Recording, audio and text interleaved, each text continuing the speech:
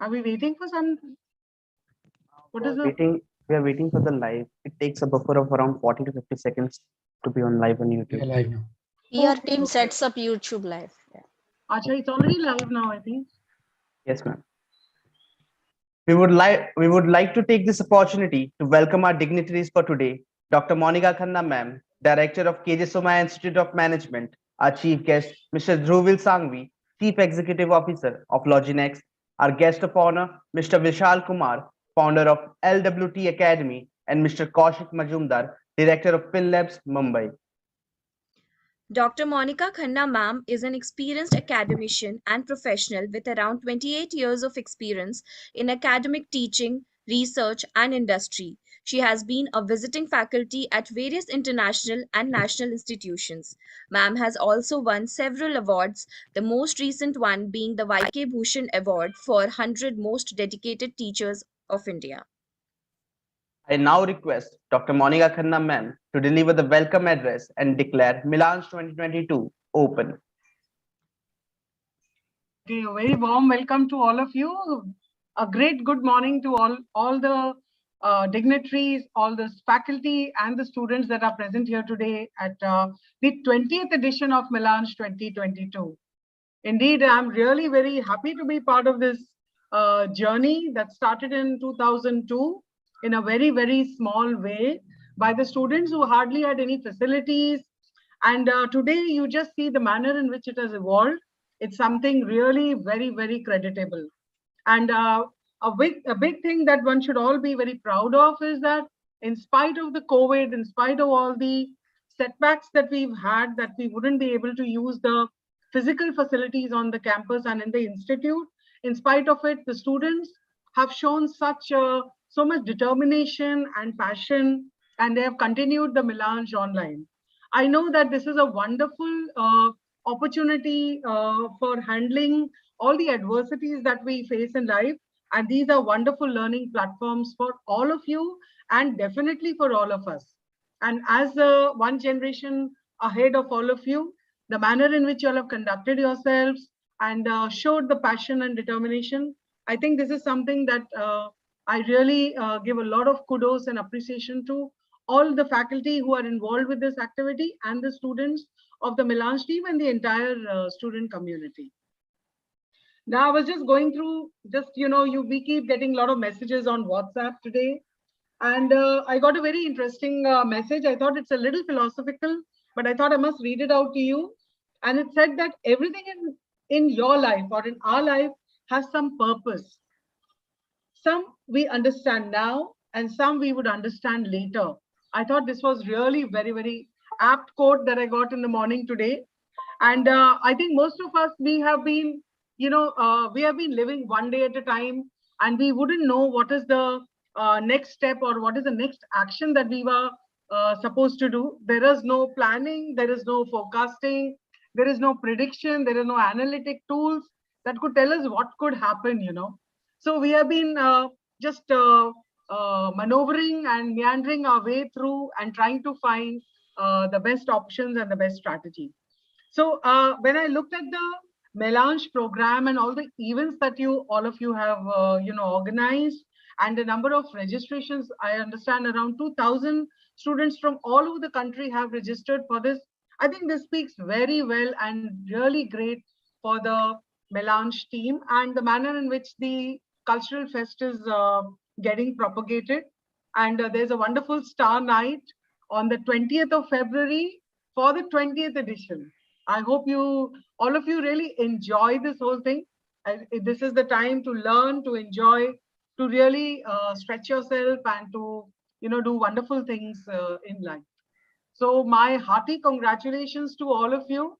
And, another thing that I really felt very happy about just now is that you guys are all the millennial generation, but you haven't forgotten that spiritual aspect and that little prayer, it's not something to do with religion, but I think it's more to do with our spirituality. And, we have to gather, it gives us a moment to gather our thoughts and to, focus on something.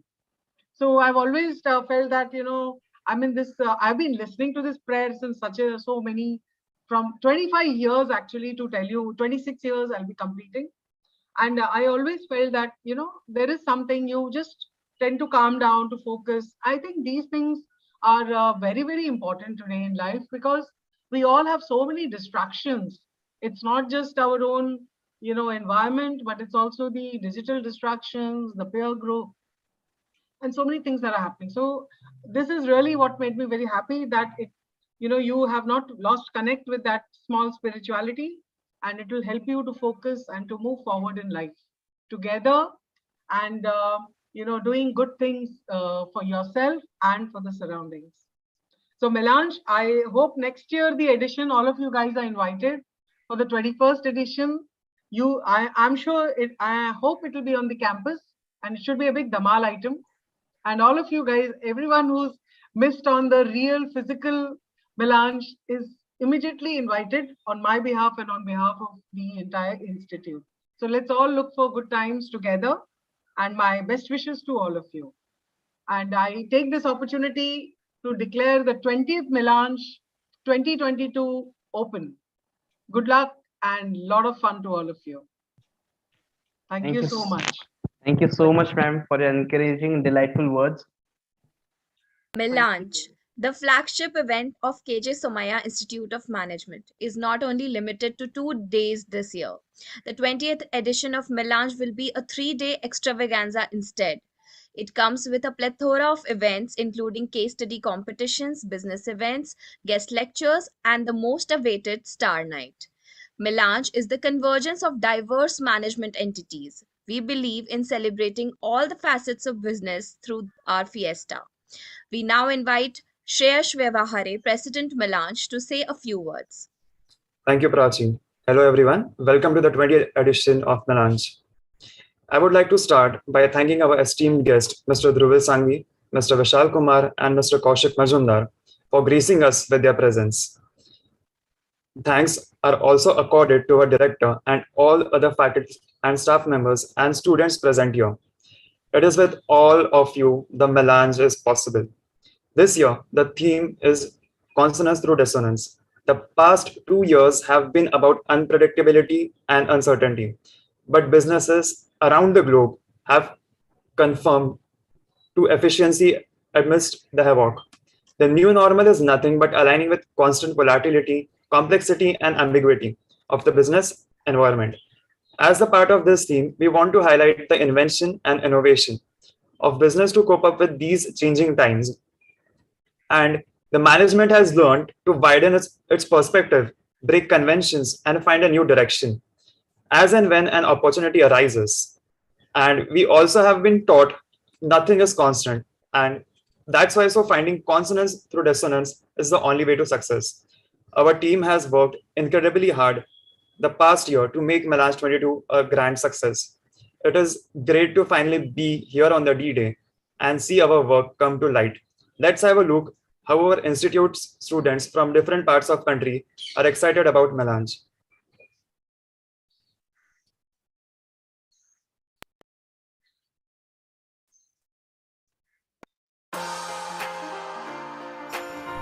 स्ट्रॅटेनोव्हा 2022 variegating brands.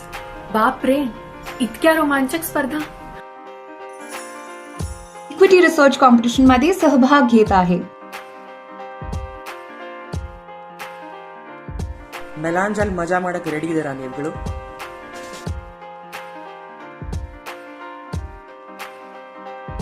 மெலான்ஸ்ல இந்த முறை பங்கேற்க ஆர்வமா இருக்கேன். నేను corporate రంగభూమి event of మెలాంజ్ని గెలిచేందుకు సిద్ధంగా ఉన్నా. আমি খুব উত্তেজিত মেলান স্টার নাইটের জন্য. મિલાન્જ પાછું આવ્યું છે અને હું ભાગ લેવાનો છું ઓપ્સ ક્વેસ્ટમાં. क्या आप मिलांज के लिए एक्साइटेड नहीं हैं? मैं पार्टिसिपेट करांगी सिनेलैटिक्स which is very excited Melange खातर.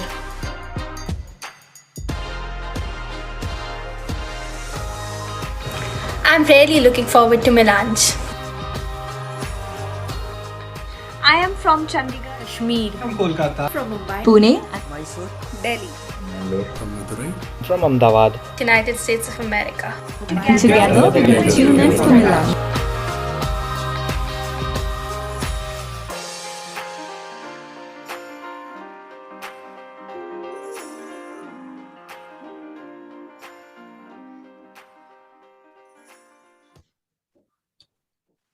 As you can see, everyone is incredibly excited for the fest. We have thoroughly enjoyed organizing Melange, and we hope that you too enjoyed these 3 days of fun, frolic, and knowledge. Thank you, Shreyash. We are all excited indeed to see how Melange 2022 unfolds. Now, looking back at this year, we kickstarted Melange with a CSR event in association with Udyan Shalini Foundation, where our student volunteers distributed eco-friendly sanitary napkins to the young girls from the NGO. We also held an interactive educational session on menstrual health and hygiene awareness, followed by fun activities and musical performances. This was followed by a beach clean drive in collaboration with YOLO Foundation and Beach Please, where we collected over 4 tons of non-biodegradable waste from Mithi River. Next, we celebrated Agaz, where we unveiled the theme for the year, Consonance through Dissonance. We also witnessed many diverse and exceptional talents in the 4th season of Simsa's Got Talent, where our finalists gave some mesmerizing performances. As a tribute to the exemplary efforts and never-ending support of all our faculty and staff members, Team Melange organized an evening of celebration for them. Ye Sham Mastani, as the name suggests, was an event with fun, laughter, and joy. The event saw active participation from all in the form of dance, music, and a lot of games. Our next pre-buzz event was the Star Reveal, where we revealed the celebrities who will perform on the Star Night this year. The stars are the amazing band The Yellow Diary and one of the top comedians of the country, Vipul Goyal. The theme reveal was done simultaneously offline as well as online. It was great to have people actively participating on campus in the pre-buzz event, singing and dancing and making merry after 2 whole years online. Today marks the beginning of the 20th year of Melange, and we cannot be more excited to finally begin the fest in the presence of our eminent guests. We now hand over the stage to Kush Dani to introduce our chief guest of the day, Mr. Dhruvil Sanghvi. Thank you, Prachi. I hope everyone can hear me. It takes a different species of leader to empower those who need empowerment, uplift those who need upliftment, and humanize the grueling ask of a fast-moving business. What can I say differently that hasn't already been said about our chief guest today? His journey is a scintillating story of the physical manifestation of razor-sharp focus and grit. From going to the prestigious Carnegie Mellon University to a consulting job at one of the big four, Deloitte, and then starting up and leading the digital transformation of the logistics space. A Forbes 30 Under 30 awardee, and recently the face on the cover of Entrepreneur magazine and featured on the 35 Under 35 awards as well. Over the past decade, he has led large sales and marketing teams, and as the CEO of LogiNext, he has been responsible for scaling the company globally with 100 plus enterprise clients, having raised 50 million over 3 rounds from marquee investors like Steadview Capital, Tiger Global, and Alibaba Group of companies. He is an integral part of the investor community and believes in giving back to the ecosystem that has helped him grow. He is also actively mentoring and investing in early stage ventures. I invite to the spotlight Dhruvil Sanghvi, Chief Executive Officer and empathetic leader of LogiNext Solutions. Thank you for having me, everyone. Good morning. Good morning, sir. Good morning, sir. Good morning. Good morning. We would now request, sir, you to kindly address the gathering. Yeah, absolutely. I think I don't have much to share. Honestly, I think this was a very. It just humbles me a lot to hear an introduction like this. So thank you so much for all the kind words and accumulating all the achievements that I've made. But there's a lot of work has gone behind it, and it just feels very good this morning to be here with all of you. I think from my perspective, the only thing that I feel about all of you right now, it just kind of reminds me of my university days. It's been more than 10 years since I graduated from my grad school. I did not do an MBA, but mine was more of a business program along with tech in it. And it just kind of reminds me about all the campus days and whatnot. And it kind of also reminds me of a reality that all of you are going through and how all of you are succeeding despite it. Right, this whole theme that you all have this year, and this is, I think, the first batch which will be like fully remote, I guess.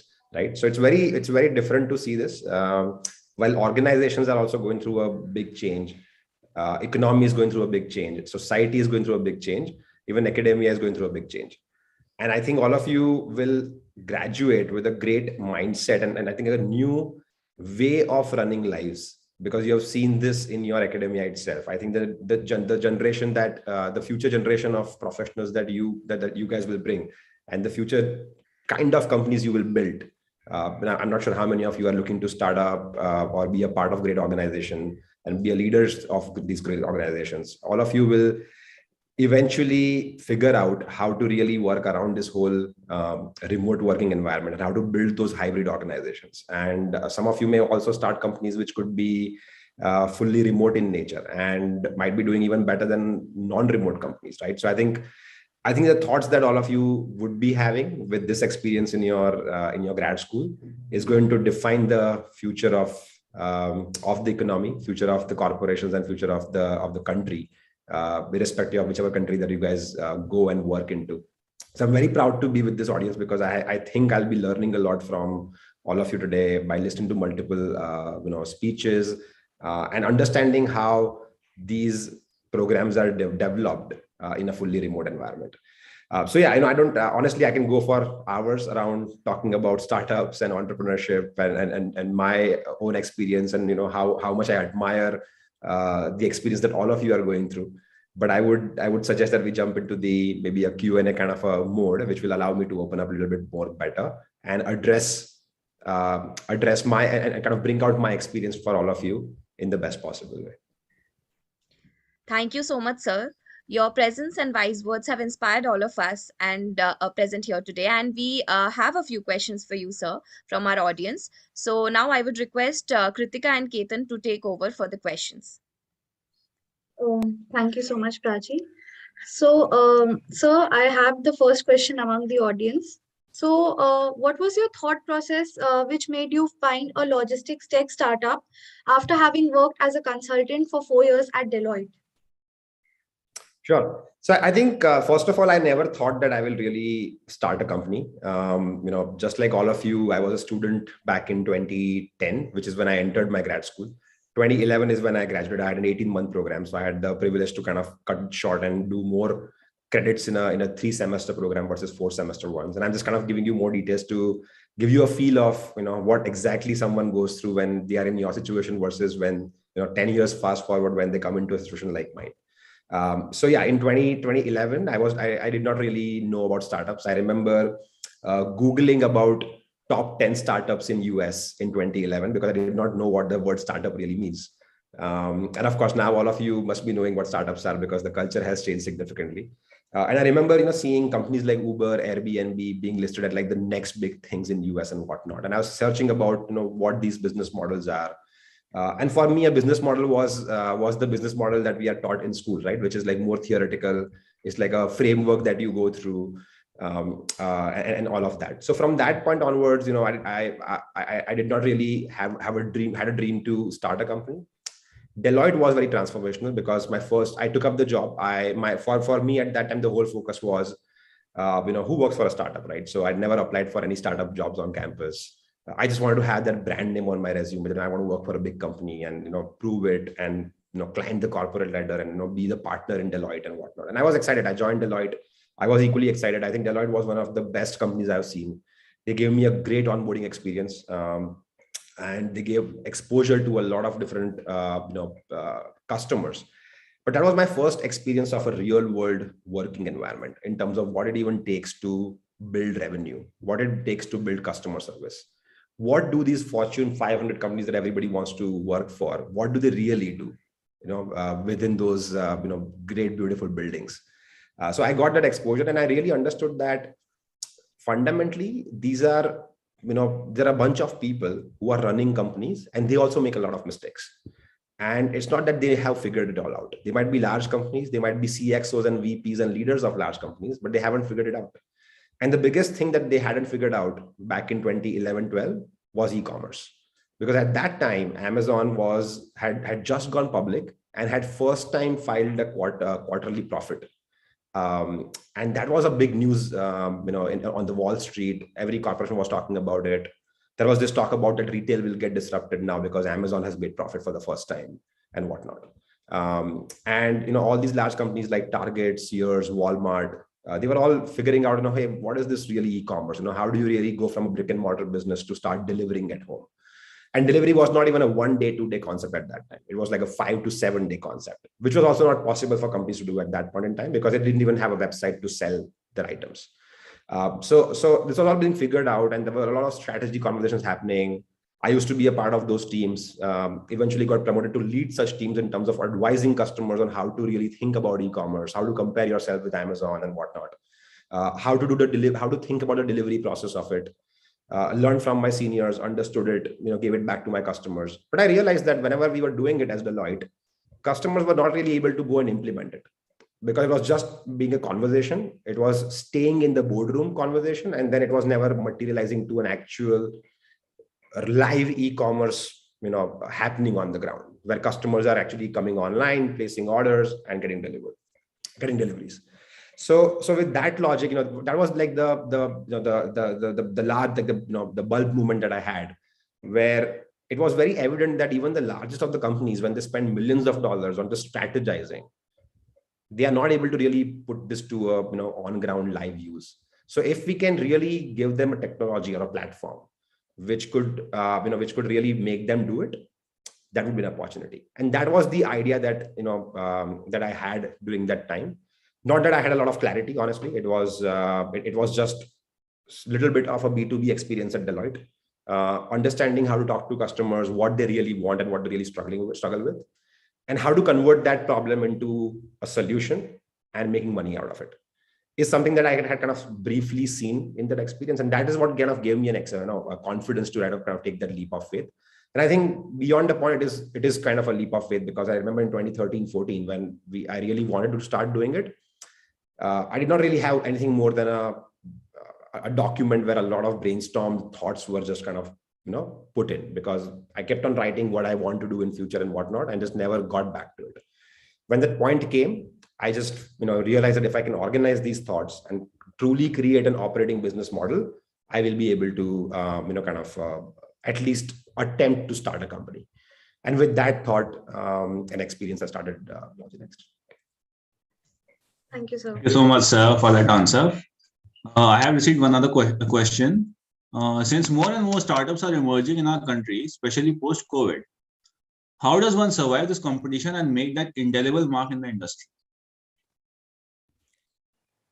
I think the biggest thing that, and is the question around how do large companies compete with the startups, or how do a new company compete with the large company? How do companies survive in that industry despite the competition? Got it. So I think there are two ways to look at it, right? One is how does a new company compete with the large ones when they are very small, and then they have to start competing with the big ones. And like in these days, it is even true for large companies where they have to keep surviving against the new entrants. I'm assuming your question is on the latter side. I think the biggest challenge, the biggest thing that large companies cannot do is to change their culture significantly. And I know we all keep talking about this, culture these days. I've seen like so many LinkedIn posts, and social media is all about culture. I remember like 10 years ago, culture was not a thing. Now like culture is the thing, right? That's the first thing people look at. But I've seen that most people don't know what really culture, like how it is really built. What is it? I think the answer comes that, it's about leadership and it's in the air and, blah, blah, blah. But the reality is how do you really make sure that the entire organization is consistently working together towards a single goal. At a large scale, it's very difficult to manage a lot of people and continuously make sure that their goals are aligned with that one organizational priority that you have. And that basically, creates into multiple work areas and multiple paths where, hundreds of people are walking in different directions. And that's why the company starts to move slow and they lose speed. And that's the biggest, that's something that I've seen is the biggest answer to this question around how to compete with new entrants or, how to keep surviving in this competitive environment is to retain speed. Because the technology is changing so fast. Customer behavior is changing so fast. Trends are changing so fast, right? Pandemic is a great example, right? The trends kept on changing. Then there's one more wave comes. Like literally last month, we had like third wave, which was just 1 month wave, right? It's just crazy fast now. So how do you really survive through all these fluctuations in the market conditions, in talent scenarios, in technology, of course, because all of you know tech kind of changes every single year. The experience that you get on the technology changes every year. So if companies are not able to make sure that their groups of people are working together in a fast manner to achieve their goals, they will just end up thinking it. Somebody else will come and win the bread, win the game, and defeat them. So yes, I think building a culture that leads to speed is the most important thing.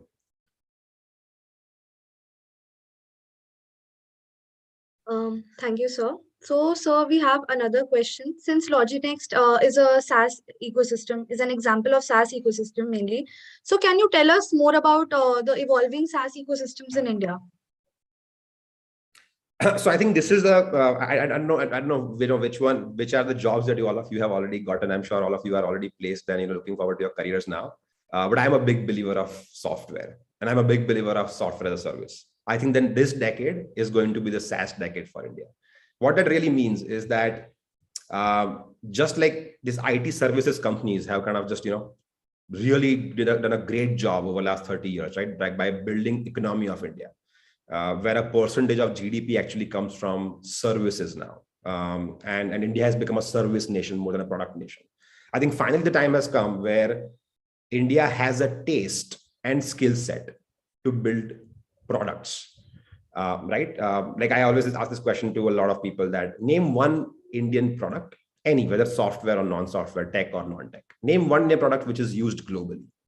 And most people struggle to answer that.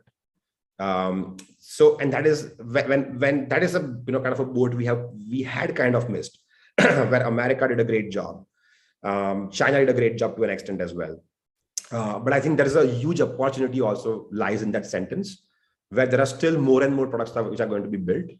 And since Indians are skilled at logic, mathematics, statistics, computer programming, strategy, hard work, right? These are all the ingredients that it takes to build a great software product. And that's what we are seeing in last 4 to 5 years happening like really fast. There are two kinds of SaaS. One is consumer SaaS and one is B2B SaaS. And consumer SaaS is, let's say, an example of like Netflix, right? And B2B SaaS is like a Salesforce. So, these kind of companies are going to now come from India. And it's going to require extreme number of talent getting into those companies. So I think I'm a big believer of SaaS primarily because of 3 reasons. Number one, Indians have killed it in services businesses, IT services businesses. I think it's time to build IT products, and Indians will do it. India will do it. It's a no-brainer. Number two, India definitely gets a cost advantage over other countries.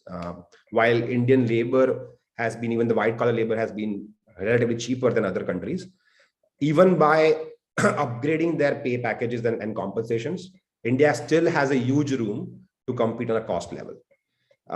And number three, Indians really have that scale of talent.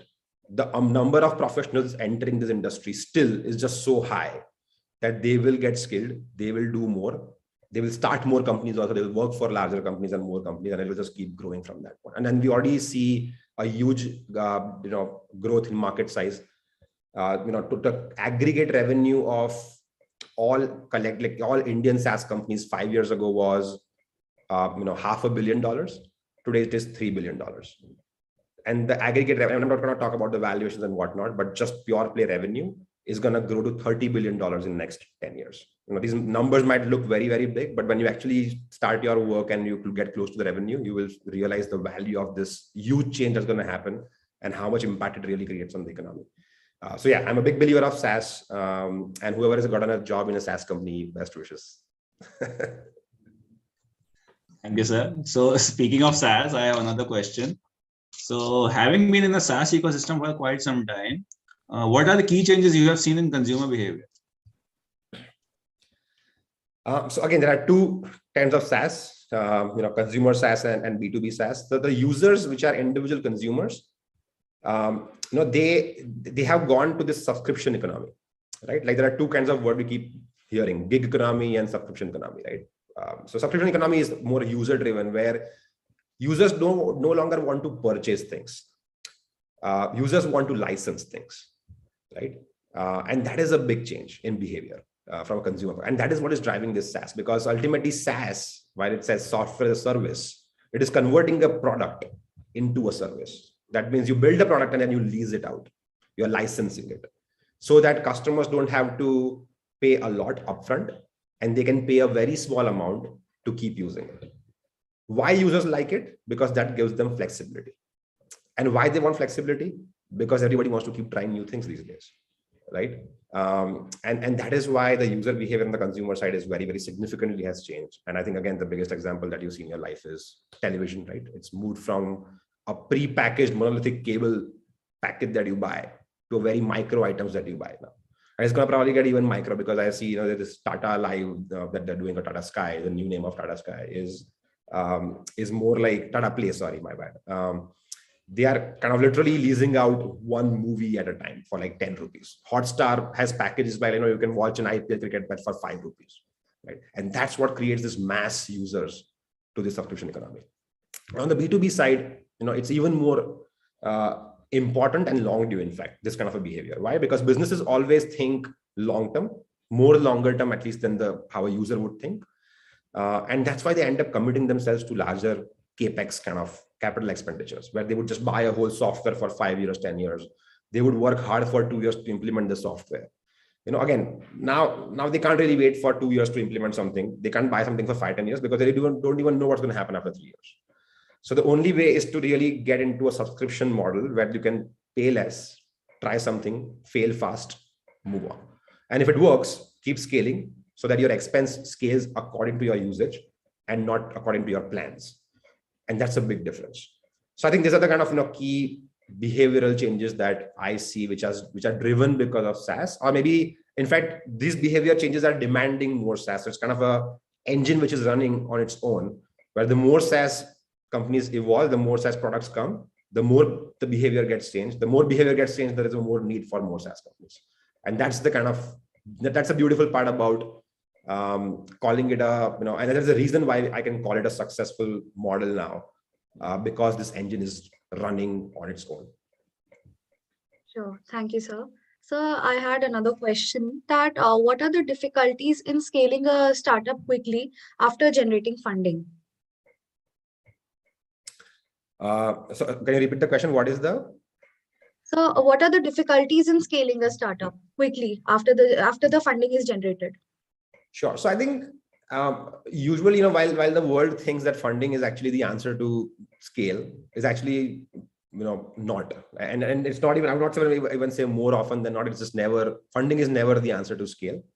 So usually how founders think is that, and how entrepreneurs think is not to connect funding with scale, because funding basically allows you to make more mistakes so that you can figure out what really scales.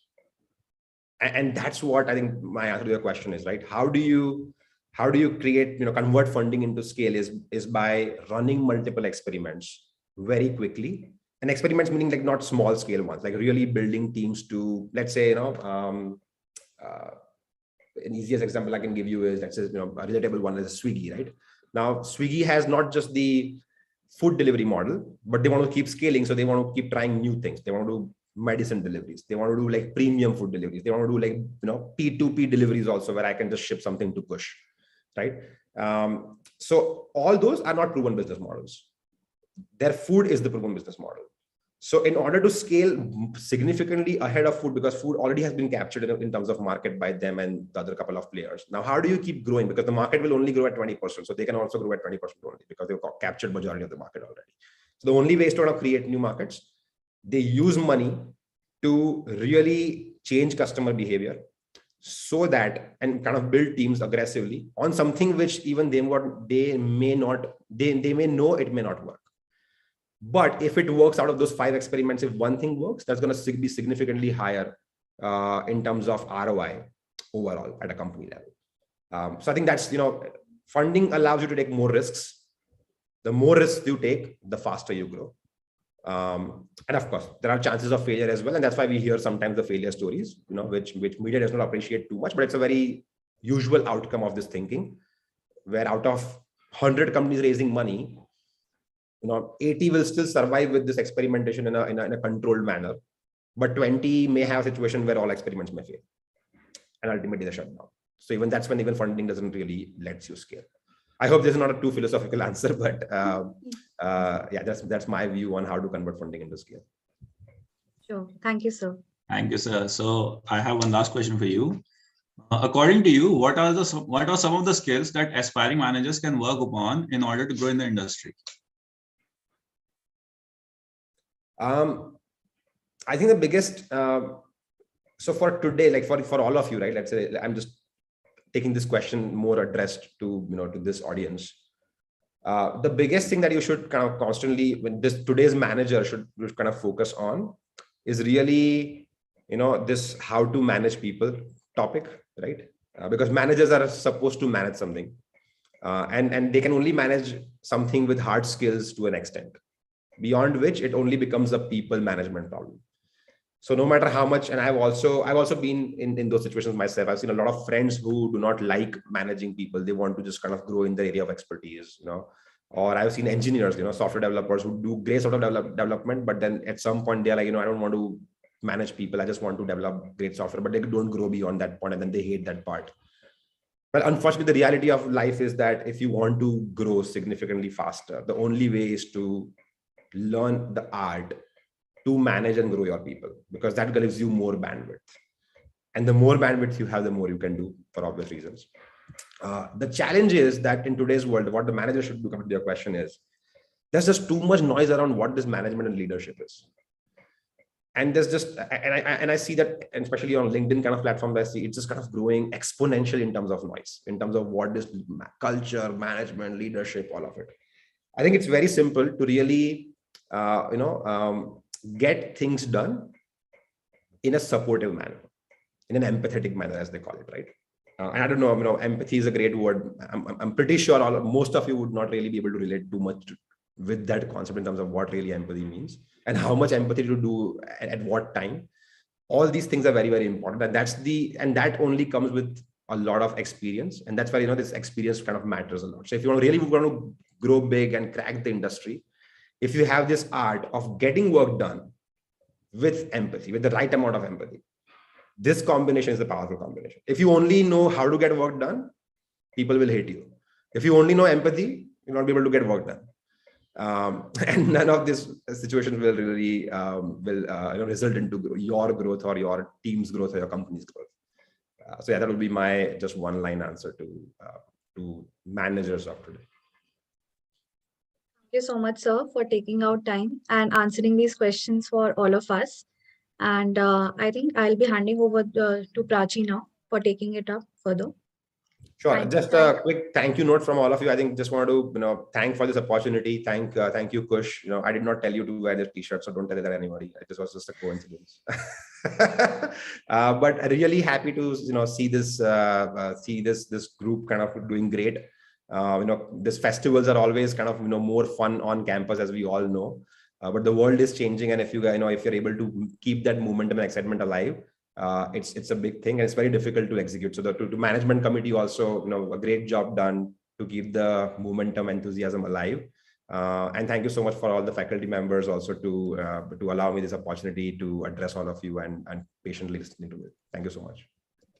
Thanks a lot, sir, for addressing the questions and explaining to us with so much patience. Thank you, sir. So, moving ahead with the event, we would now like to welcome our second guest of honor, Mr. Kaushik Majumdar. Now, Mr. Kaushik Majumdar is the director at FinLabs, Mumbai. He's a top management professional having an entrepreneurial spirit with 30 plus years of experience in renowned companies spanning across BFSI, telecom, manufacturing, and IT. He has a proven track record of setting up operations from scratch and scaling up new business streams to high levels of profitability. I would now request Mr. Kaushik sir to please address the audience. Hi everyone. Good morning. Good morning, sir. Good morning, sir. I'll start with a slide deck. I have a slide deck to just keep us on track. Nothing more than that. But just give me a moment so I can just share that. Sure, sir. I probably do not have the sharing rights. Is there someone who can help me with that? Yes, Yes, sir. sir. Now you do. Okay.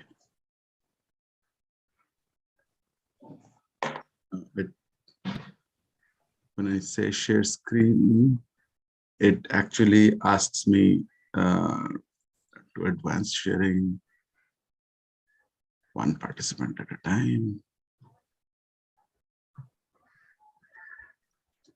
No, it is not letting me share. Oops. Is there something else I need to do?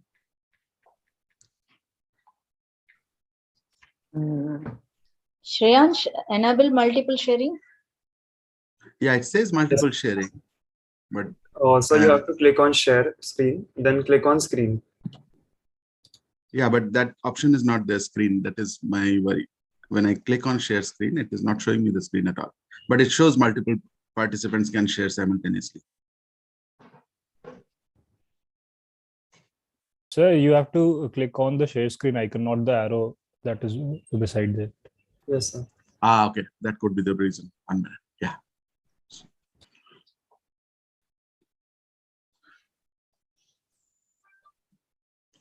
Are you able to see my screen now? Yes, sir. Yes. Yeah. Sorry Yes, about sir. that confusion. Hey, very good morning one more time. I really would like to first congratulate everybody for the event, and all the more for the topic that you brought up. I really love the topic that you have identified, consonance through dissonance. I think it's extremely relevant and something that needs to be talked about a lot more than it is being talked about. It's not that it is not being talked about, but there needs to be a lot more of this. My worry is that we are not doing enough out of this current situation. So as I see it, we are probably going to let this go waste, let this crisis go waste if we do not do enough. There are some organizations that have done a lot. Some individuals, some leaders have done a lot out of this pandemic and this crisis. However, as an overall humanity, I don't think we have done enough. There is a lot that is going back to the previous normal, whereas my expectation is that it would actually evolve into a new normal. And that's something that I'm not necessarily seeing enough. Anybody who has seen the pandemic at the beginning, rather anybody who's, everybody has seen it. So anybody who remembers what it was like, the initial 6 months, immediately after the lockdowns, you saw what happened to nature, what happened to the environment, how many things got a lot more beautiful, how rivers became a lot cleaner, the air became a lot better.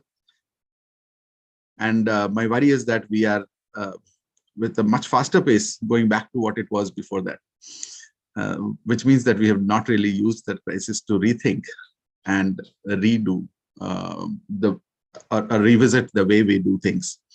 So that's something that we need to probably think of a lot more. So I like that you are bringing up this as a topic. It's important that everybody thinks of this.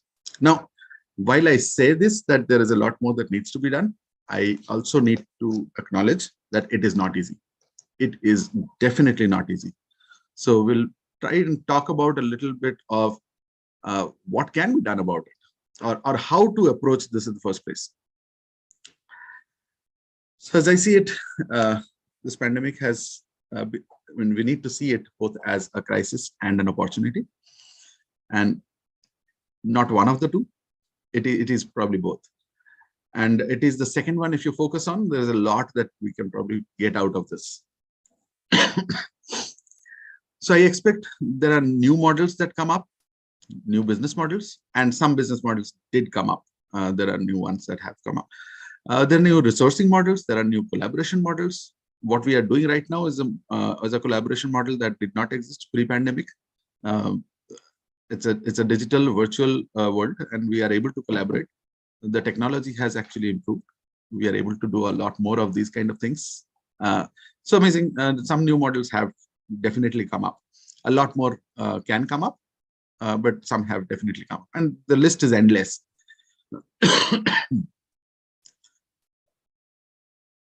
So what we are talking about is basically trying to figure out how to get a lot more of innovation, and not just innovation, but more of disruption.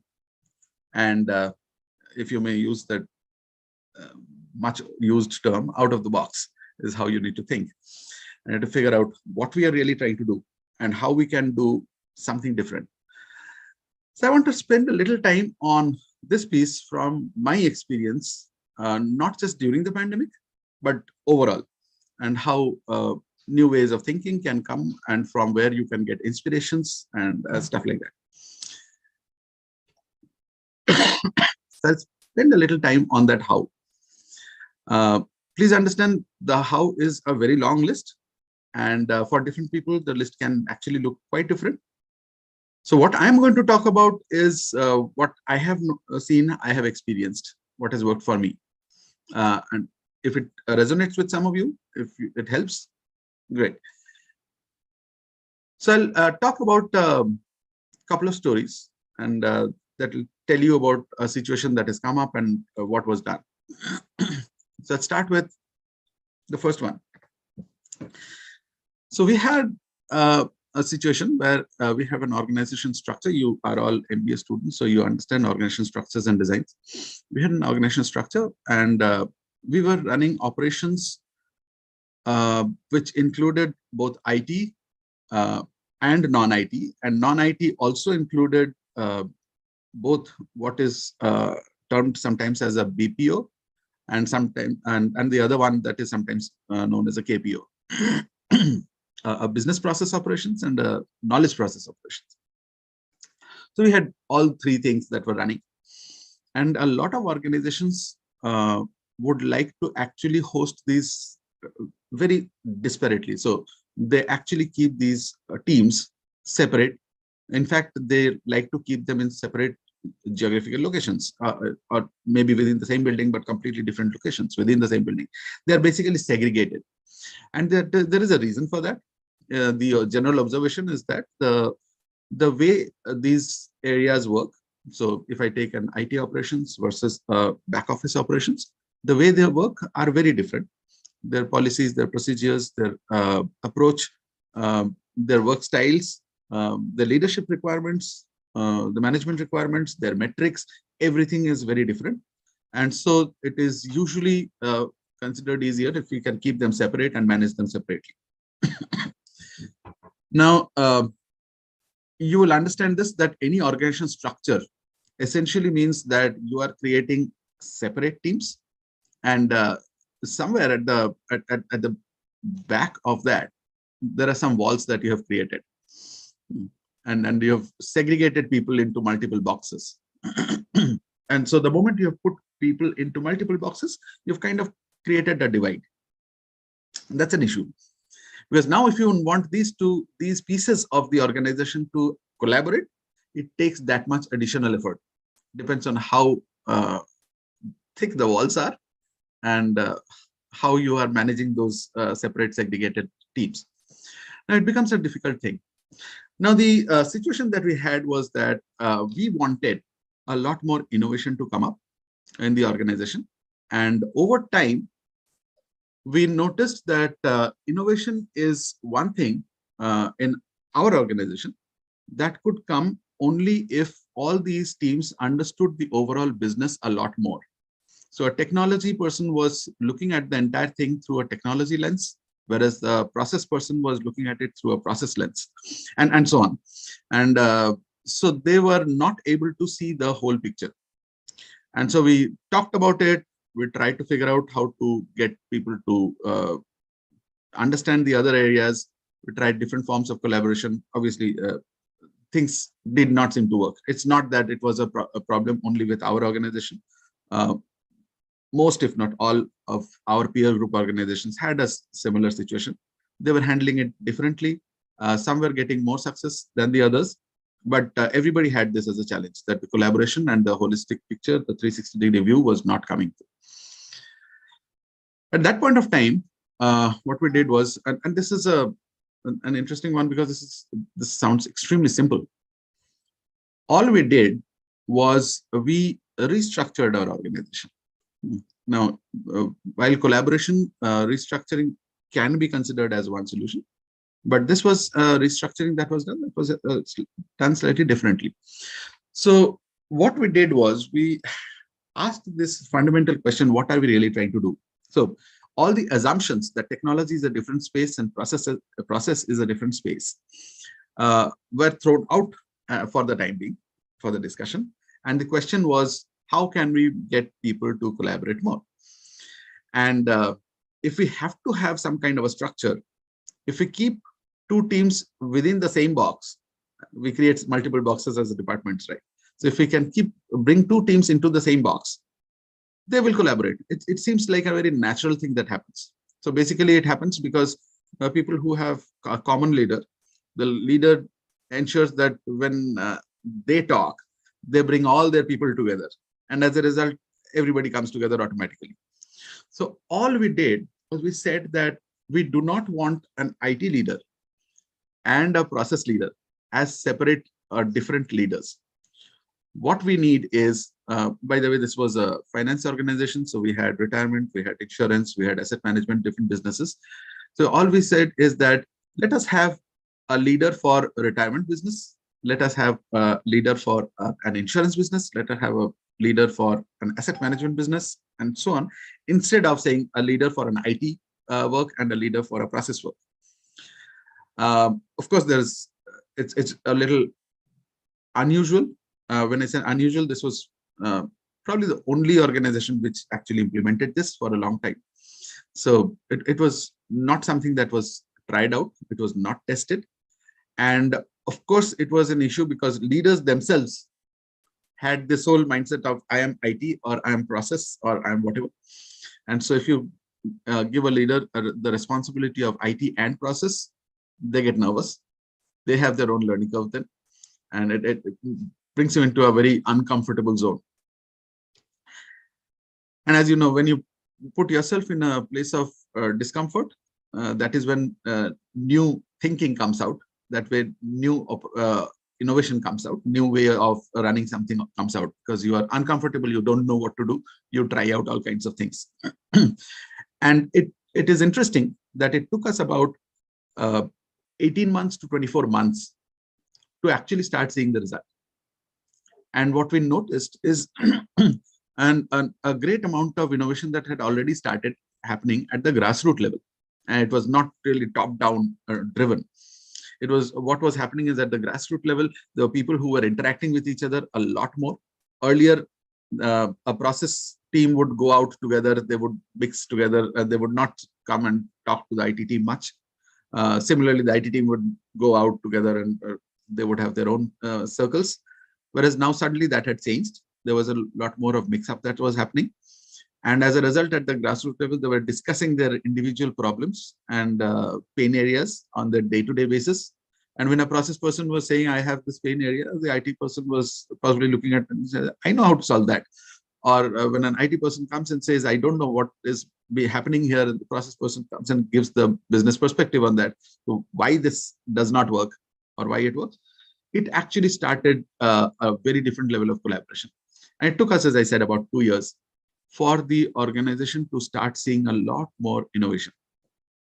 Interestingly, it took us another about a year and a half for anybody to recognize this at all until there was a consultant organization, pretty renowned consultant organization, that happened to have some discussion with us, and came up and observed, while discussing, came up and observed what this was going on, what kind of an organization structure was, and they did a market study. And till then, so this was almost about 3.5 years, 4 years after we had implemented this, and they found that there was no other organization till then that was doing it.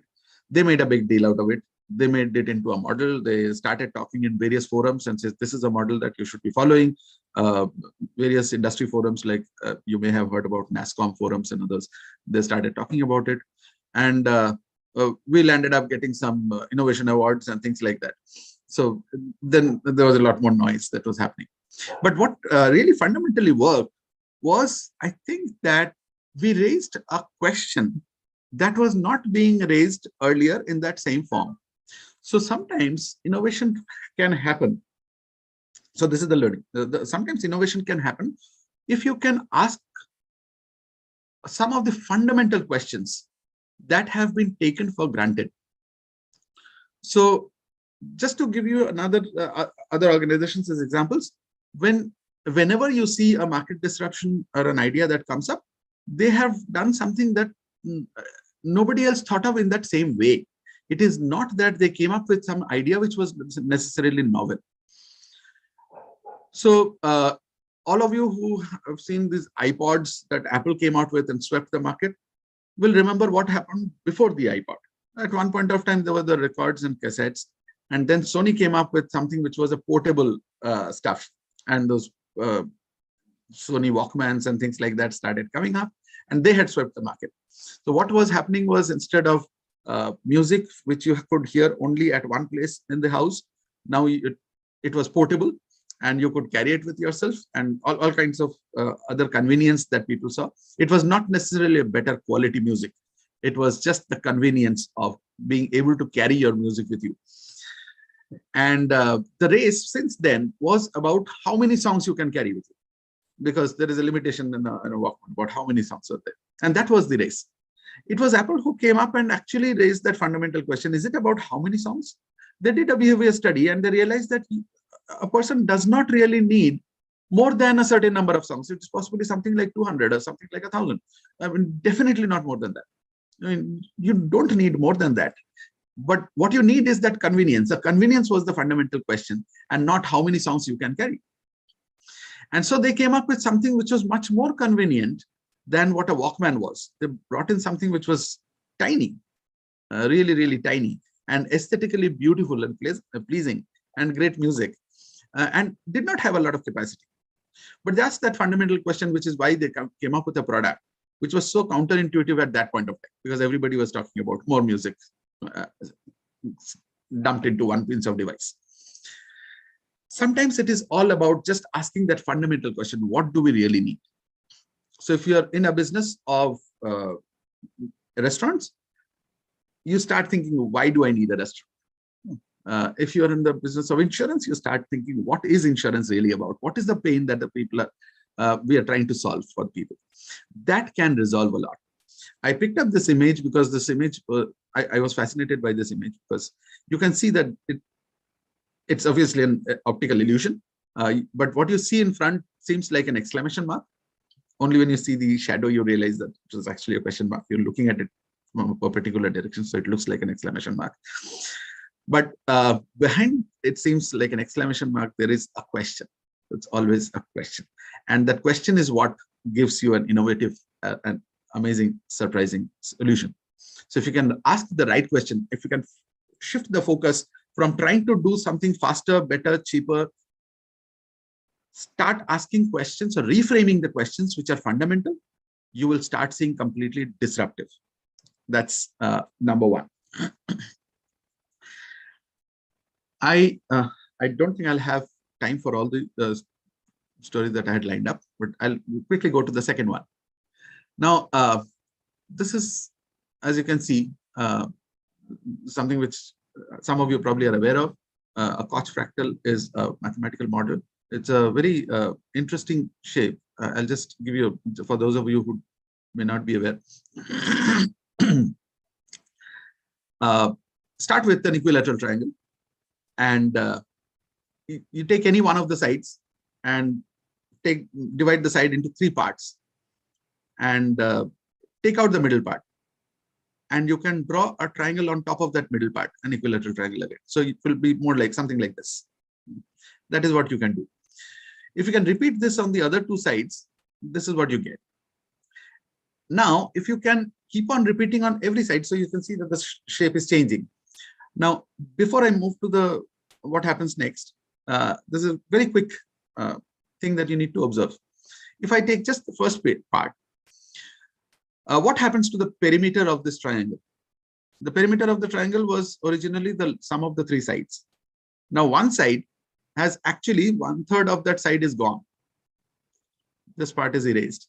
And you have actually put in 2 equal parts added, which means the perimeter has actually gone up. Okay. So whatever the perimeter was, the perimeter has actually increased. So every time you did that, you've increased the perimeter a little more. Okay. If you continue this, it's a very interesting thing that happens. Now you can see what is happening with this shape. And it just keeps on going. And you can go infinitely. You can understand what I'm talking about. Now,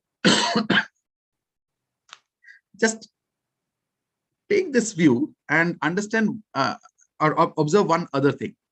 This whole triangle was inside a black box. And so the black box is more like a square. It has a finite area. Okay. And this whole shape that is evolving actually always stays within that box. You can make out this from simple observation. I'm not getting into the mathematical side of it.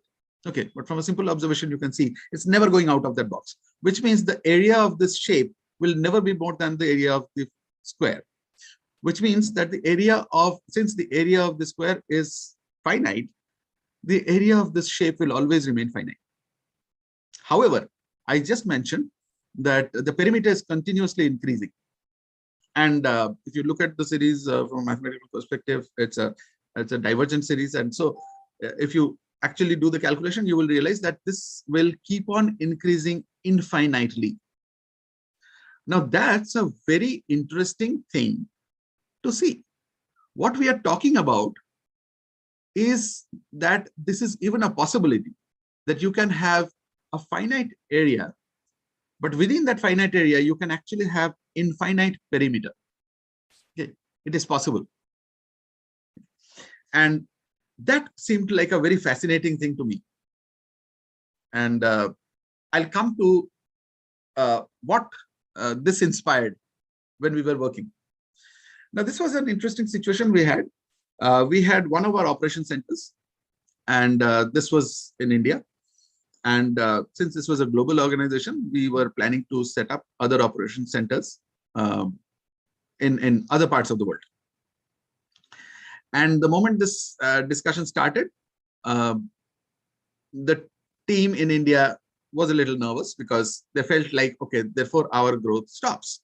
And if the size of the organization does not grow, then we individually will also stop growing, because where is the opportunity for growth? Now,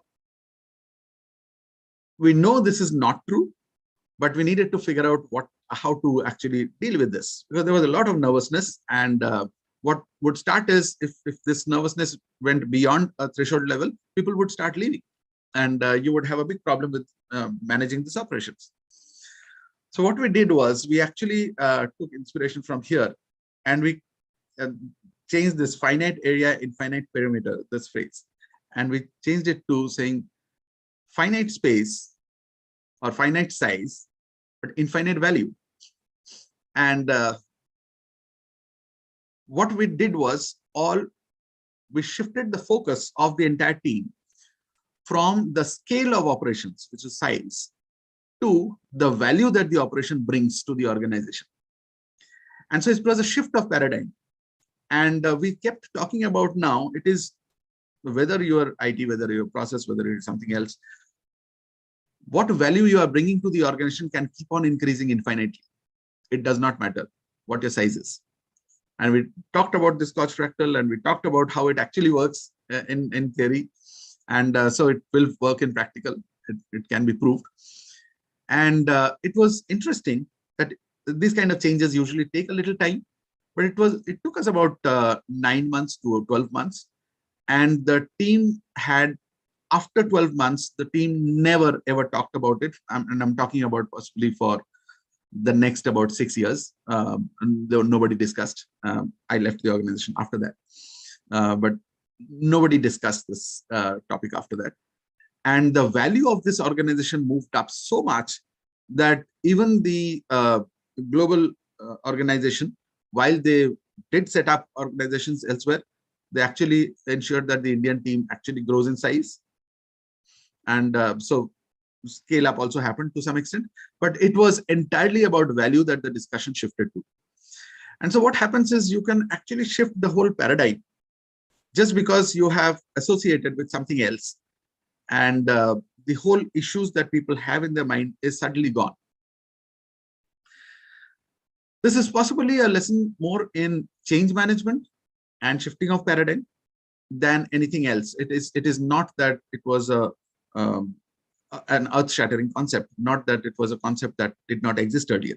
It is just a question of associating an idea that was used in one area, which was mathematics, and a whole lot of related ideas were used in maps and other kind of places. This theory is used a lot, but it was probably never used in the context that we used it. And that is what made it look innovative. And it entirely changed the culture of the organization, because everybody now started talking about value and the growth that comes through value. And it did. I'll just move on to the next one. This I will not have much time for, but we took an inspiration from this event that happens in nature. There's something called murmuration. These are actually birds, and you can see there are literally millions of birds that actually fly like this and form amazing patterns. And there are studies that have been done about this, and it was realized how do they manage something that is so big, some million birds, and so how do they manage this whole thing without actually having a lot of accidents? They're all flying, it seems like, very smoothly.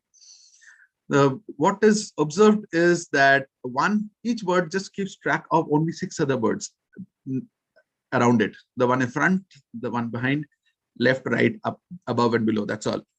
And a million birds were just doing this and nothing else. So at the moment one of these 6 birds changes direction, I take a call and I align, and that's it. That's all that happens. So when one of the theories of why this whole murmuration thing happens is that when predatory birds like hawks, so these are usually starlings that do it the most. There are other birds also that do it, but there are predatory birds like the hawks that come and they try to attack this murmuration because they see a huge number of birds. It seems like an easy target. The birds at the periphery near that hawk are the ones to detect it first, and that one bird just shifts the direction. And the moment that happens, it starts off an entire ripple effect, and the entire shape changes, and the hawk actually just goes through a hollow space inside that shape, and the whole murmuration stays safe. So all we are talking about here is so what we're trying to do is find inspiration from this and try to use it somewhere else. And we're talking about how can self-correcting team works, because this is a whole organization structure that is completely decentralized. There is no central control, and you can actually manage a million birds without a central control, and you have decentralized it. And the birds at the periphery are the ones that are empowered to make the decision. And once they have made a decision, everybody who's neighboring would make their own choices and make the decision. And then their neighbors, it becomes a geometric progression, as you know.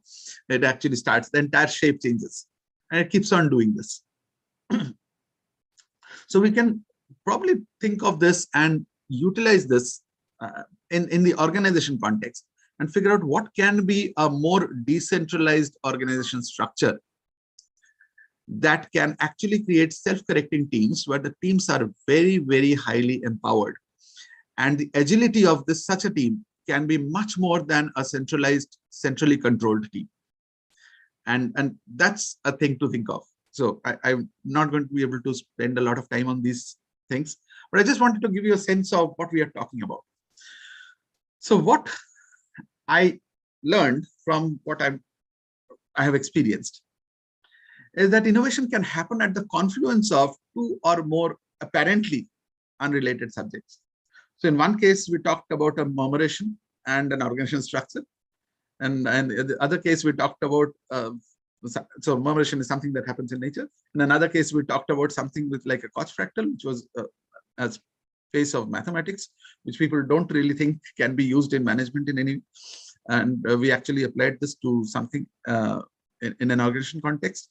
It is a question of if you can start associating completely disparate areas and you can bring them together, you will find very innovative ideas, some very unusual ways of thinking, and you could actually be landing up thinking out of the box.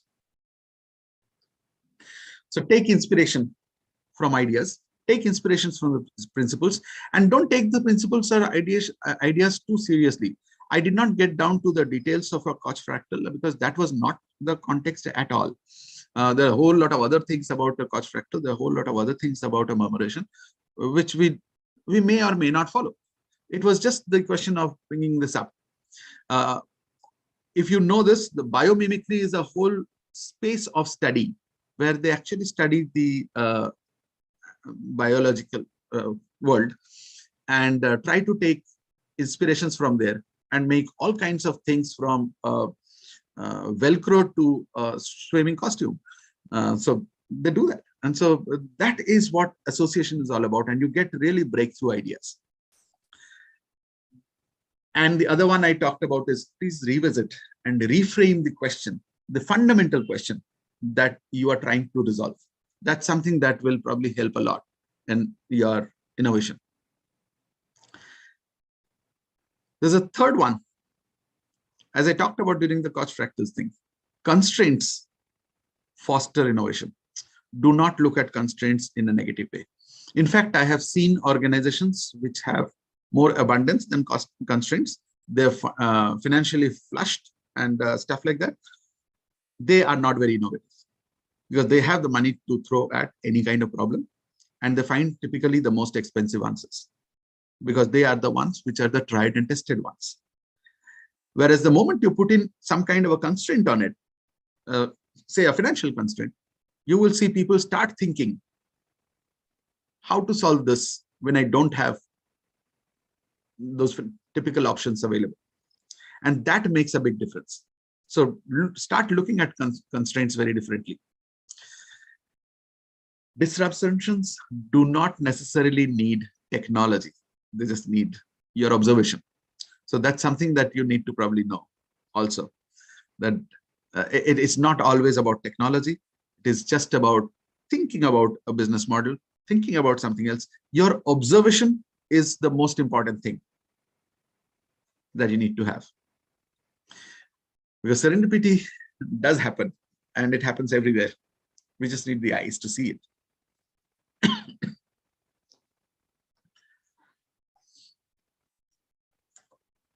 The last one that I want to talk about is probably more about the culture that you need when you want something like this in an organization, that you need to start looking at failure very differently. And I used to use this fail early, fail quick, fail cheap. It may not, the last one may not be required in your organization, wherever you are, but try and ensure that failure is accepted. Put some constraints around failure. It cannot be unconditionally all kinds of failures happening, but failure is something that should be allowed in an organization. That will help a lot in terms of innovation. I'm not going to talk about this much. We're running out of time, but anybody who's curious may want to study a little bit on this subject called tribology. Tribology is incidentally the study of friction. And you'll be amazed at how friction is used from in all kinds of areas. And we only have talked about friction when it came to motion, but it's used not just from not just in the space of motion. It goes right up to pet food or packaged food. So it would be very interesting to think how you actually associate completely different things which seem to be unrelated, but really work beautifully. That was all from my side. I will be happy to receive any question if there is any time for that. Thank you so much, sir, for engaging us with your knowledge and views. Our audience has a few questions for you. So over to you, Kritika and Ketan. Thank you so much, Prachi. So, sir, we have the first question. When you spoke about decentralization and centralization among teams, so, sir, how do we coordinate really well? How do we optimize upon the coordination in decentralized teams? So, audience had one question about that. I need to understand this question a little more. So when you're saying coordination, Yeah. So you're in a saying how centralized to team, as if there's a manager, so a manager can look into, all the teams, respective teams that are smaller teams. But when there are decentralized teams, so how do you coordinate among them to get the most out of the thing? Excellent coordination. Yeah, that's an interesting question. If you think of what that murmuration model is, it talks about each bird just looks at 6 others. So it needs to coordinate with only 6 other birds in a 1,000,000 bird organization. If you now think of the 7th bird, it actually has one of these birds as a neighboring bird probably, and has a whole lot of 5 other birds that it looks at.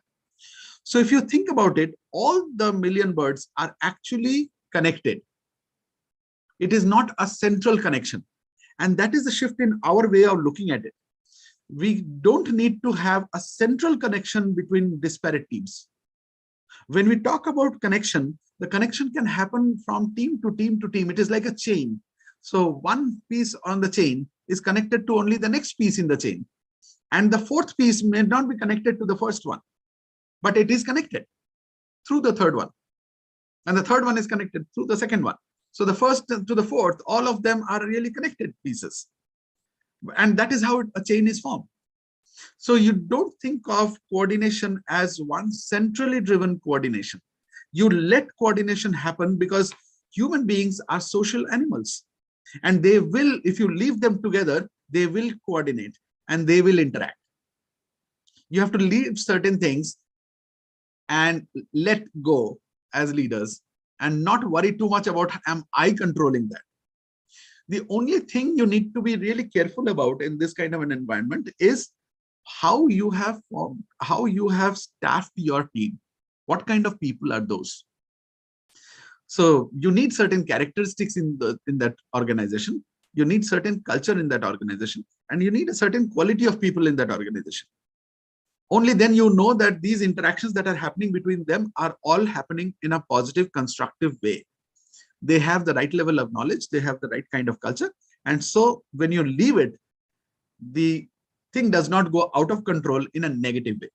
It can, if it goes out of control, it will actually happen in a very positive way. That's the only thing that you need to then focus on. Thank you, sir. Thank you, sir. So I believe we have one last question for you. If you had to describe your journey so far in one word, what would it be? Fascinating. Absolutely. That's the only one that came to my mind first. But this one word thing is a little weird. There's so many facets to life. Don't bring everything down to one word. It only takes away a lot. It is important when you think of innovation to think of all so many dimensions that are there in life. There are ups, there are downs, there are good, there are bad, there are positives, there are negatives. You need to live with that whole life. So when you think of innovation also, keep all the facets in mind. I'm talking about this because I observe a lot of people that tend to get down to their specialization areas. And the moment you tend to get down to specialization areas, it seems like you lose sight of everything else. And that is why a lot of innovation gets killed and does not happen, because they have just lost sight of what was actually happening. For me, it is this piece of code that I need to write, or this particular customer call that I need to resolve. And I completely lose track of what is happening to business overall. So have a practice in general, keeping everything in perspective. Nothing wrong with your question. I just thought I'll share this view. Thank you. Thank you so much, sir, for answering all our questions and sharing your thoughts. Thank you very much. It's a wonderful thing that you're doing, a great event. I really enjoyed. Thank you so much, sir. Thank you very much. Thanks, everyone. Bye. Have a good day. Thank you, sir. Have a good day, sir. Now, we would like to welcome a second guest of honor, Mr. Vishal Kumar. Mr. Vishal Kumar is a co-founder of LWT Academy, has done MS in Geophysics from the University of British Columbia. He's a renowned IITian who has traveled across 25 countries. He couldn't find his dream job, so he created one. His strengths include global communication and networking, among many others. We would now request Mr. Vishal Kumar, sir, to address the audience.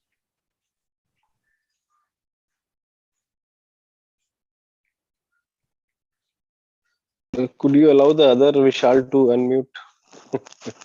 So I have joined with 2 devices. Sure, sir. You can check it now.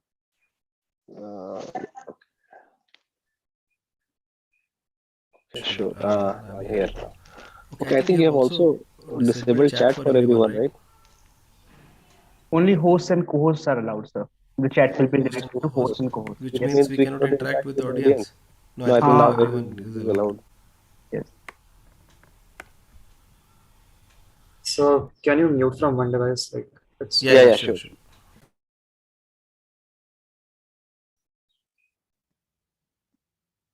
Now I think should be okay, right? Yes, sir, it's fine. So this is also coming to our topic, one adaptation. Join with 2 devices because you never know what can happen with one device.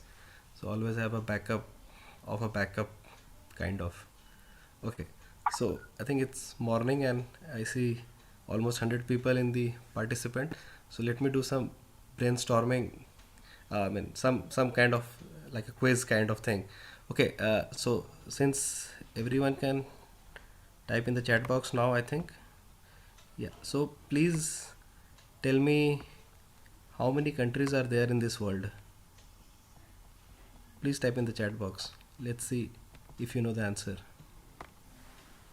How many countries are there in this world?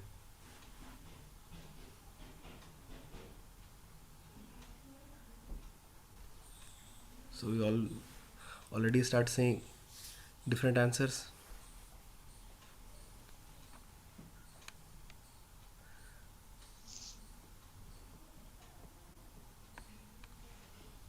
So see, there is so much uncertainty in the number of countries. So you see how uncertain the whole world is. A country is, such a big entity. Still, there is so much confusion on number of countries. Okay, yeah, so I think people are answering 195, 196. Majority is close to 195, 196.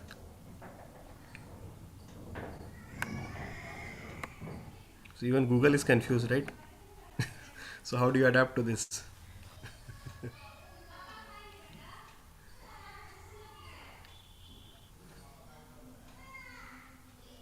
Okay, so I'll answer this in my own way, or whatever I have studied and read and experienced.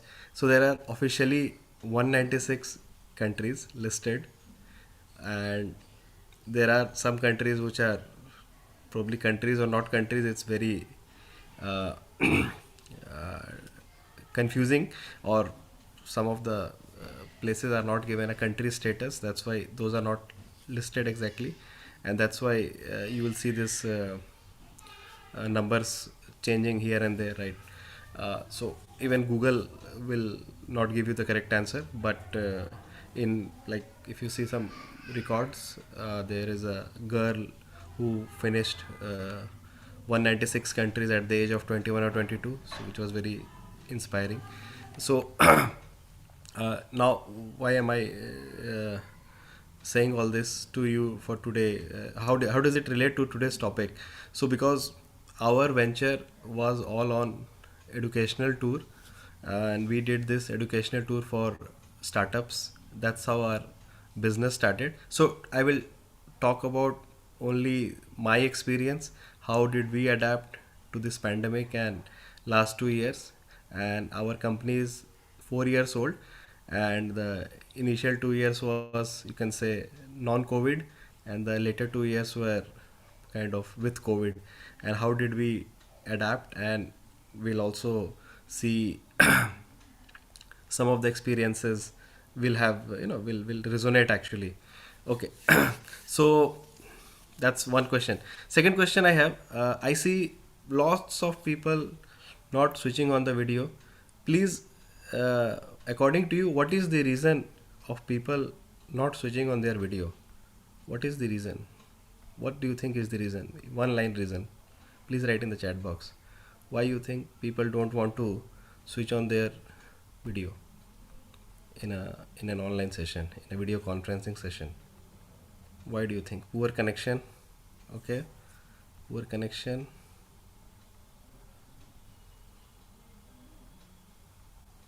Unstable connection, bandwidth issues.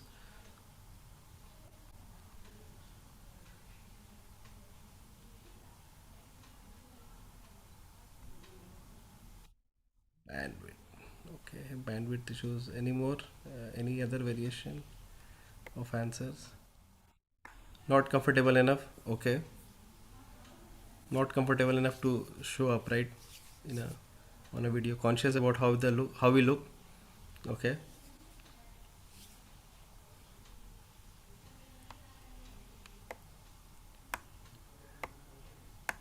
Do you think there is one more answer is proxy attendance?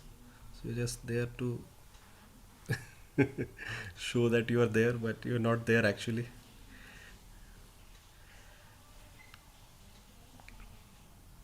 Okay, so yeah, so I think we have few answers again. So this was also one example of adaptability. How we adapted in this pre-COVID and post-COVID.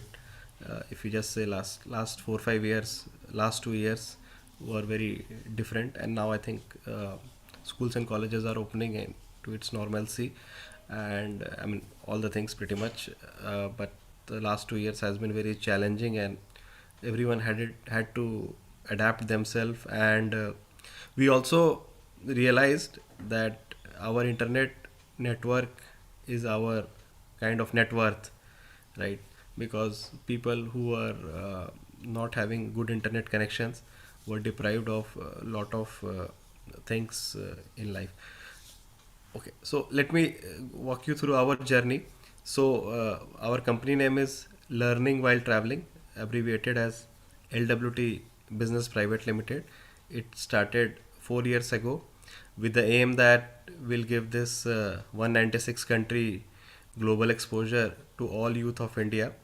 And the way we select people is through various competitions happening at college, and the winners are given scholarship to attend our international program, where they go to a foreign country and experience various workshops throughout the journey.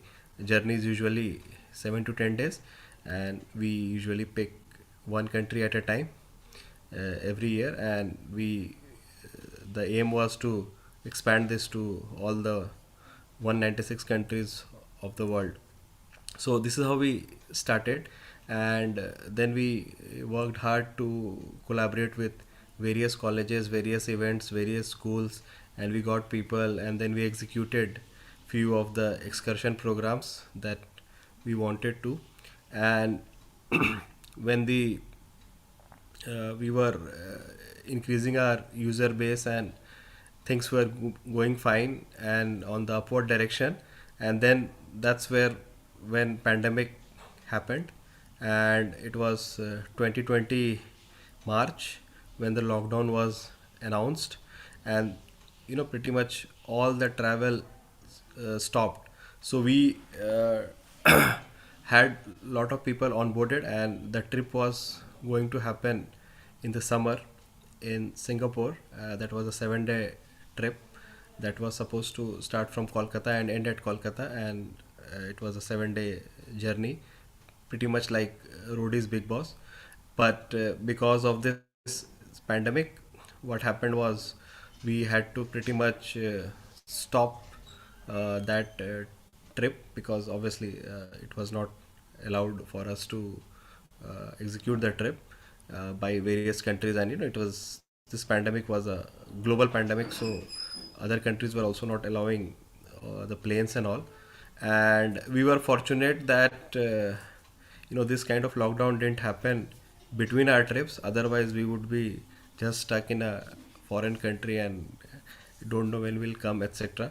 So what happened that time was we were very feeling very low and thinks that what will what we can do now, how will we execute all these trips, etc. But with, like I think the previous speaker was saying, with all these hurdles comes an opportunity, and it's just about introspecting and looking how we can find opportunities in the middle of disaster. So what we thought is that better let's start online global exposure. So the global exposure that we were giving through this trips, what we said that okay, let's try to have a online format of the same, and we can obviously have the workshops, speakers and people invited from all over the world. And these speakers, teachers, guest teachers, lecturers, etc. can teach our delegates, our students, etc. And national tour that we used to do was 18 plus mainly, although we allowed 15 plus, but most people who came on the trips were 18 plus.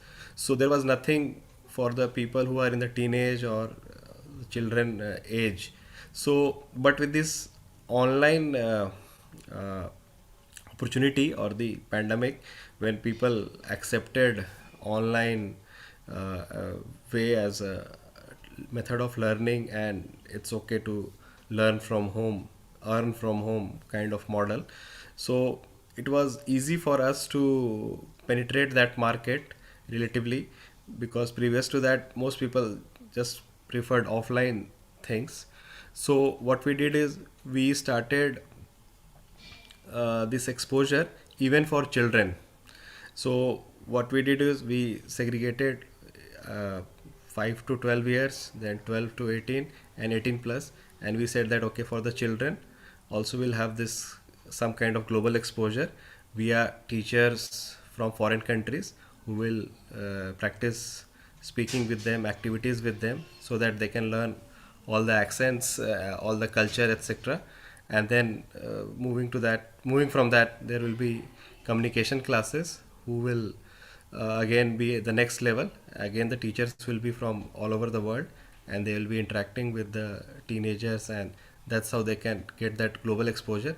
And once they turn 18 plus, etc., they can do a hybrid model where they can have a bit of online exposure, as well as when the pandemic ends or when the travel starts, they can come to our educational tour also. So it became more of a online education and offline travel. So learning while traveling, online learning, offline traveling, both we combined, and we could pretty much cover many countries in this pandemic because of this. Also, previously, just before the pandemic, we had to pretty much go to these events which used to happen physically, like let's say this event, and sort of promote our program and tell people about our program. But once the pandemic started, everything became online and events also became online. So in one day, we could attend 2 3 events. So like today only I am attending this, and then in the evening I have another online event from IT Delhi. So we could do our promotions and attending the event, etc., at various locations with this online. So these are the examples of how we as a whole, actually the whole community adapted to this challenging times of 2020 and 2021. and I think now it's tapering off. But these 2 years, these are the things that we did to cope up. Also, we ran out of funds a bit because our educational tour product was pretty much at a halt. So we did raise some funds from mainly from family and friends, and that was also another thing that we learned, that if there is a will, there is a way. Because previous to that, we just thought we may not need funding and we can just survive with our own whatever money we have. And but obviously with that product stopping and the cash flows stopping, and then this online thing started, we needed a bit of a cash to bridge the gap. And that's where we reached out to our college alumni, etc., and that's how we could raise the funding. So the challenges, I'll reiterate. First was the trips stopped, so we moved online.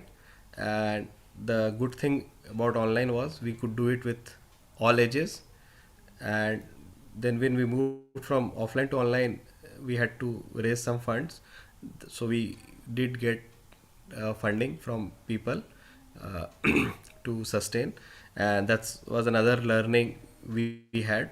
And once we started doing all this online classes and all, then we realized a lot of advantages and disadvantages of like people not switching on the video, etc. And there's a concentration issue, but the good thing is the online education can have teachers or speakers and mentors from all over the world.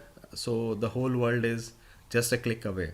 So these are the key lessons that we got. And one more thing that happened with lot of people is work from home. So people learned how to work from home, and they realized the potential of work from home. I personally know a lot of people who went to their hometown and saved a lot of money on rental and all, just by working from home. In our company also, we were remote employees previously also, but we used to have an office. But because of pandemic, we could shut down the office. And our clients, our students all accepted that it's okay not to have a physical office, just a virtual office address is fine.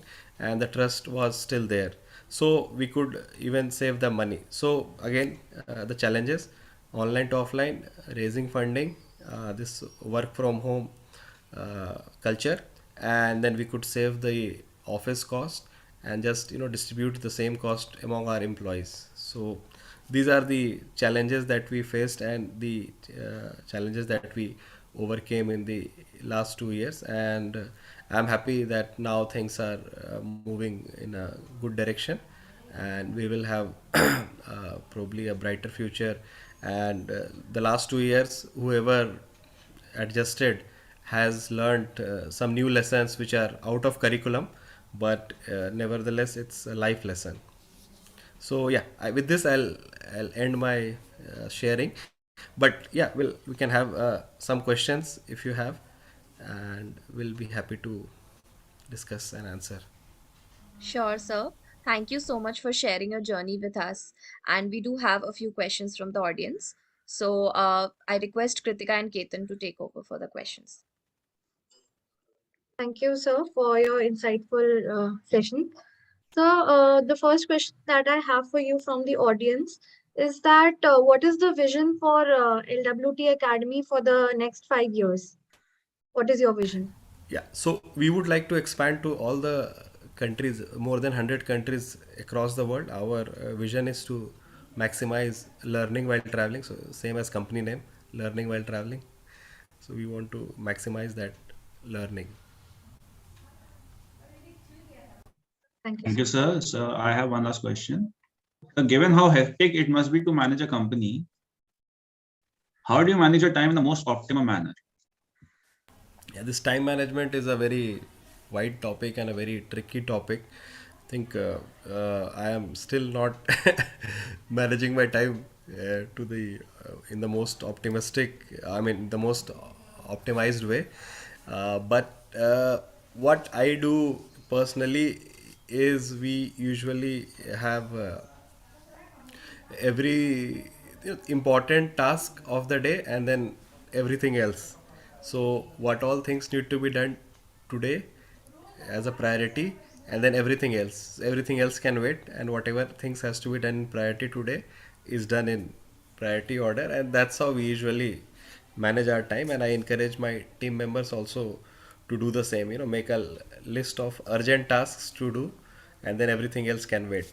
And this is the, I think, something that can work for most people. Thank you.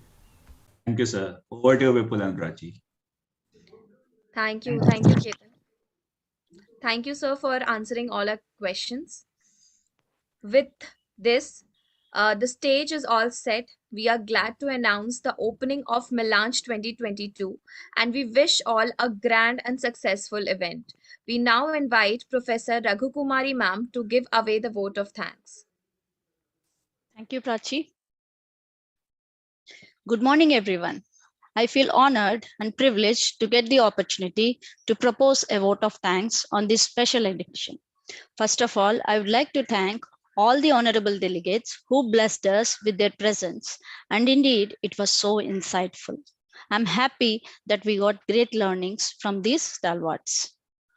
On behalf of Melange 2022 Organizing Committee, I convey my regards and heartfelt thanks to our Vice Chancellor, Dr. Rajashekaran Pillai, our Director, Dr. Monica Khanna, for constant support and guidance. I would also say thank you to our co-chairperson, Dr. Shweta, and also the entire SAC faculty team, and especially admin and IT team who helped us in organizing this event in a great manner. We have been fortunate to be supported by a team of enthusiastic students committee headed by Shreyas. Thank you, Milan student team and the council for your seamless coordination and excellence execution of the event. You made this Melange 20th edition glorious. The history is going to be written in golden words in the KJ Simser books. Thank you, everyone. We wish you all the very best. Thank you, and thank you so much. Now, coming to the end of inaugural session, we thank you all for joining in. We would like to have a break of 30 minutes. Please join us back after the quick break for the panel discussion.